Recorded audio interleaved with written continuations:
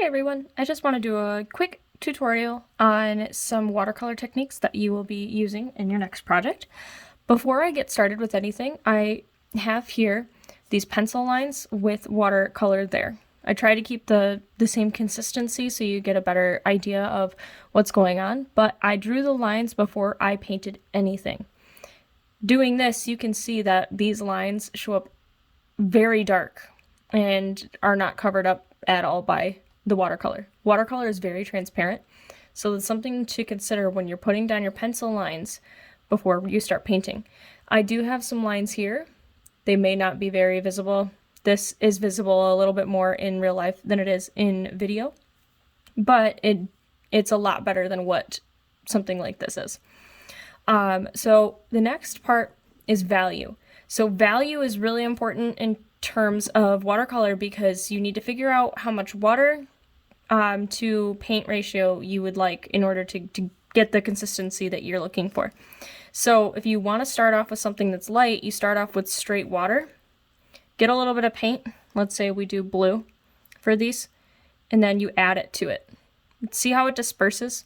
So if you already start off with your water, just straight water, it will disperse. And then if you add more water, of course, it gets lighter. So of course, let's try that again. So you can go back and forth with the watercolor to try to get darker and darker until you get the darkest shade that you want. The thing with watercolor though is when it dries, it actually lightens quite a bit. So what you think is the desired color is not going to be quite as dark as you had expected or hoped. So, and notice how I'm going more for the pigment of the watercolor to create darker colors as I go. So it's adding less and less water to get the values that you are looking for. So that moves us to some of the techniques.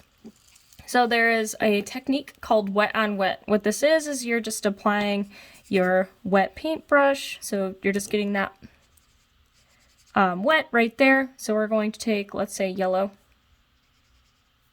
And then maybe we want to add like a different color. And if we just take some of that pigment and just stamp it in there, it'll disperse into the other color. This is how you get blending, which works really well. And if you want to, you can help guide some of that paint with your paintbrush to get more of the color that you want in other spots. So dry brushing, you need to take a paper towel, you need to dry off your brush a little bit. So it's not going to be obviously completely dry, but it's not going to be soaked in water. So my palette has some moisture in it. So you're going to need, the color that you're choosing with moisture. I haven't used purple yet, so I wouldn't be able to use purple. So let's say I go with green. It has a little bit of moisture.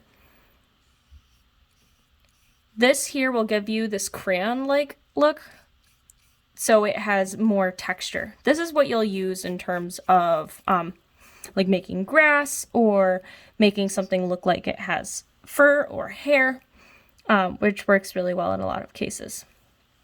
Then there's the salt concept. So here I'm going to put down some paint. You have to be quick with salt. So we're going to add just a pinch of salt here and see how it already starts to create a texture / pattern. You have to let this keep going. So what happens is that salt actually soaks up some of the pigment. It'll create a dispersion of a lighter tone around it, but then it'll have that darker color where that salt sat. So once this dries, you're able to brush off that salt and see more of that texture. So you'll see that I have this wet on dry here. So I've already painted there, so that's on dry. I'm going to paint some blue on it. Make sure that I have some of the color on there. So notice how that color mixing comes into play. So underneath, because I did yellow and I put blue on top, it created green underneath. It's not a drastic change or shift in color, but it's noticeable. This is when you want to create layers where you can still see what's going on underneath. Watercolor is really based on layers, so this is actually a really important technique. And then the last one is called wax resist. So I have some colored pencil down here, and it's a waxy kind of colored pencil. So what I will do is I'll take a color. I'm going to take a darker color so you can kind of see what's going on here. And I'm going to paint over it. And you can't see it quite yet just because it's not a crayon. But it shows up that way. So this is where that wax is not taking in that water, so it's going to show through lighter. This is a really great technique for adding detail, so keep that in mind. So one last thing that I want to show is if I were to try to create a detail that's following a very straight line, watercolor has a type of control that is hard to grasp at first, but once you've got it, it's easy.